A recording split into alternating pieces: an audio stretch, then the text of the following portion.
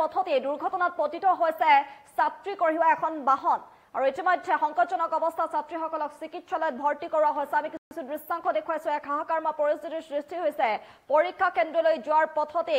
দুৰ্ঘটনাত পতিত হৈছে কেইবাগৰাকীও ছাত্ৰী থকা এখন অটো আৰু তাৰ পাছতে এক হাহাকাৰময় পৰিস্থিতিৰ সৃষ্টি হৈছে সংকটজনক অৱস্থাত চিকিৎসালয়ত ভৰ্তি কৰোৱা হৈছে শিক্ষাৰ্থীক চিলাপথাৰৰ চিমেণ্টমুখ ট্ৰাইবেল উচ্চতৰ মাধ্যমিক পৰীক্ষা কেন্দ্ৰলৈ যিটো আজি হাইস্কুল শিক্ষান্ত পৰীক্ষাত যিসকল শিক্ষাৰ্থী আছিল সেই শিক্ষাৰ্থীসকলে সেই অটোখনত আছিলে আৰু সেই অটোখন ইতিমধ্যে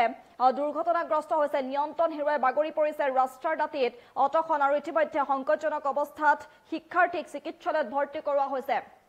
এক হাহাকাৰময় পৰিস্থিতিৰ সৃষ্টি হৈছে চিলাপথাৰৰ চিমেণ্টমুখ ট্ৰাইবেল উচ্চতৰ মাধ্যমিক পৰীক্ষা কেন্দ্ৰলৈ হাইস্কুলৰ শিক্ষান্ত পৰীক্ষাত অৱতীৰ্ণ হ'বলৈ যোৱা ছাত্ৰ ছাত্ৰীসকল আছিলে সেই বাহনখনত আৰু ইতিমধ্যে অতি সংকটজনক অৱস্থাত এগৰাকী ছাত্ৰীক ডিব্ৰুগড় চিকিৎসা মহাবিদ্যালয়লৈ প্ৰেৰণ কৰা হৈছে মাজৰবাৰীৰ স্বামী বিবেকানন্দৰ হাইস্কুলৰ লগতে কাকবাৰী শিৱনগৰৰ 10 গৰাকী ছাত্ৰ ছাত্ৰীৰ সেই দুৰ্ঘটনাগ্ৰস্ত অটোখনত আছিলে পৰীক্ষা কেন্দ্ৰলৈ গৈ থকাৰ অৱস্থাতে নিয়ন্ত্ৰণ হেৰুৱাই বাগৰি পৰে ৰাস্তাৰ দাঁতিত সেই অটোখন আৰু ইতিমধ্যে এগৰাকী ছাত্ৰী অতি সংকটজনক বুলি জানিব পৰা গৈছে ডিব্ৰুগড় চিকিৎসা মহাবিদ্যালয়লৈ প্ৰেৰণ কৰা হৈছে আৰু যেহেতু হাইস্কুল শিক্ষান্ত পৰীক্ষা চলি আছে আৰু তাৰ মাজতে এই অটোখনতে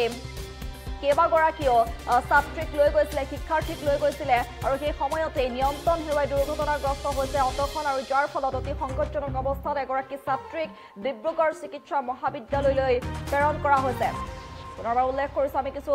দৃশ্যাংশ দেখুৱাই আছো এক হাহাকাৰময় পৰিস্থিতিৰ সৃষ্টি হৈছে কিয়নো হাইস্কুল শিক্ষান্ত পৰীক্ষা চলি আছে আৰু পৰীক্ষা কেন্দ্ৰলৈ যোৱাৰ বাটতে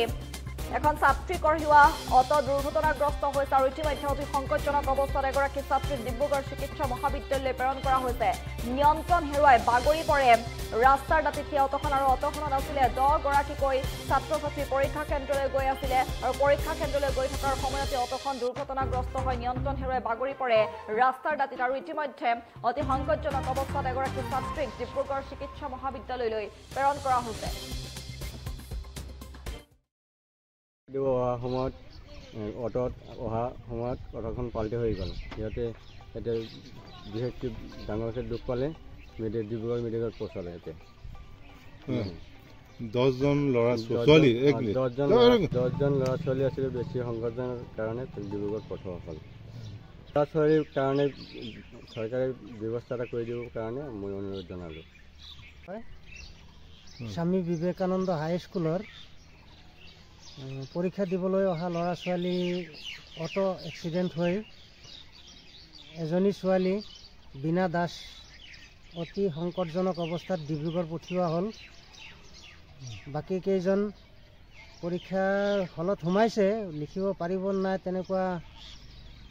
পজিশ্যনত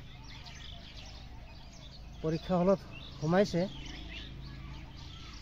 তাৰে দুজনৰ হাত ভঙা দুজনৰ ভৰিত দুখ পাইছে লেঙৰাই যেনে তেনে চেণ্টাৰত সোমাইছে এতিয়া পৰীক্ষা লিখিব পাৰিব নাই সেইটো ঈশ্বৰে জানে এতিয়া এই ল'ৰা ছোৱালীখিনি পৰীক্ষা দিব নোৱাৰা ল'ৰা ছোৱালীখিনি মাননীয় আমাৰ শিক্ষামন্ত্ৰী আৰু মুখ্যমন্ত্ৰী মহোদয়ে অন্য এটা দিনত পৰীক্ষা ল'ব বুলি আশা কৰিছোঁ যিকোনো খবৰৰ বাবে যোগাযোগ কৰক 70990173